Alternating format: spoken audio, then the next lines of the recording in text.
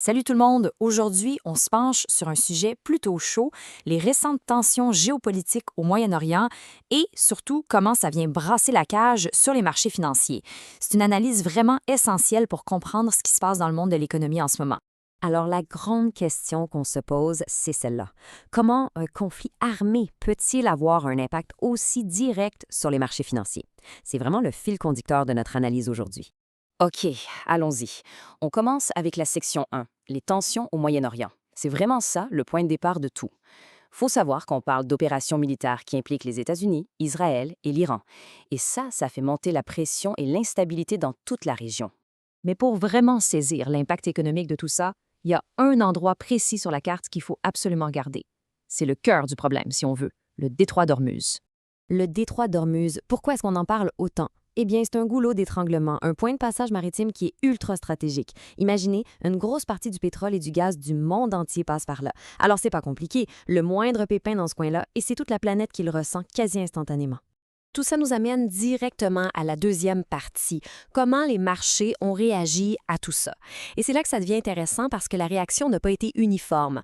On a vu une certaine résilience, oui, mais aussi des mouvements très, très spécifiques dans certains secteurs. Regardons ça de plus près. D'un côté, on a le Bitcoin. Il a un peu flanché au début, mais hop, il est remonté assez vite. Une belle preuve de résilience. Mais de l'autre côté, complètement l'inverse. Les actions des pétrolières saoudiennes, elles, ont grimpé en flèche. Ça nous montre bien que c'était pas la panique partout, loin de là. Et ce qu'on vient de dire, ça se voit très bien ici. On a d'un bord le marché de la crypto qui reste plutôt stable, qui se reprend bien. Et de l'autre, les actions du pétrole et du gaz qui, elles, partent vers le haut. Cette divergence, ce grand écart, ça nous dit quelque chose de très précis sur ce qui s'en vient pour l'économie. Et cette chose précise, la voici. Tout porte à croire que le prix du baril de pétrole va augmenter.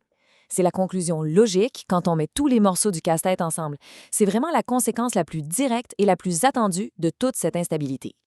OK, donc le prix du pétrole risque de monter. C'est bien beau tout ça, mais concrètement, qu'est-ce que ça change pour les stratégies d'investissement? C'est ce qu'on aborde dans la section 3.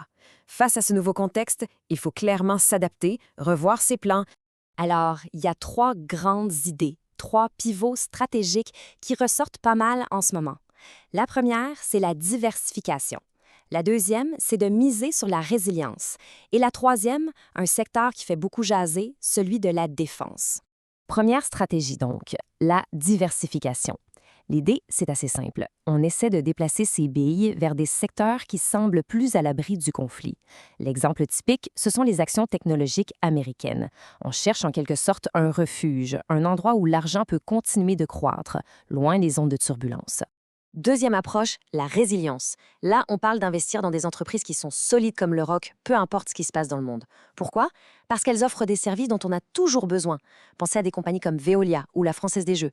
La demande pour ce qu'elles font, elle ne disparaît pas du jour au lendemain, même en temps de crise. Et on arrive à la troisième stratégie qui est peut-être la plus directement liée à la situation actuelle. On parle ici de l'industrie de la défense en Europe. C'est un secteur qui, par définition, est au cœur des enjeux géopolitiques. Et dans ce secteur, il y a des noms qui ressortent. On peut penser à Rheinmetall en Allemagne, un gros joueur dans l'armement. Et aussi Airbus, qu'on connaît pour les avions, mais qui est un acteur majeur de la défense. Et bien sûr Thales, un leader mondial en technologie de défense. Bon, tout ça nous amène à la conclusion dans notre dernière section.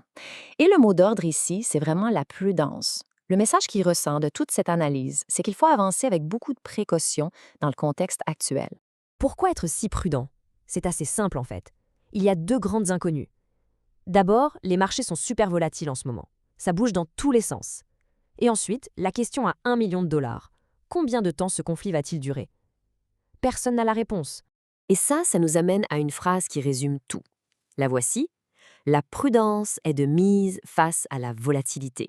C'est simple, c'est direct et c'est probablement le meilleur conseil à garder en tête en ce moment. On termine donc sur une question ouverte, une question qui fait réfléchir. Dans un monde qui bouge aussi vite, rempli d'incertitudes, où est-ce qu'on trouve la vraie valeur? C'est la grande interrogation à laquelle les marchés et les investisseurs sont maintenant confrontés.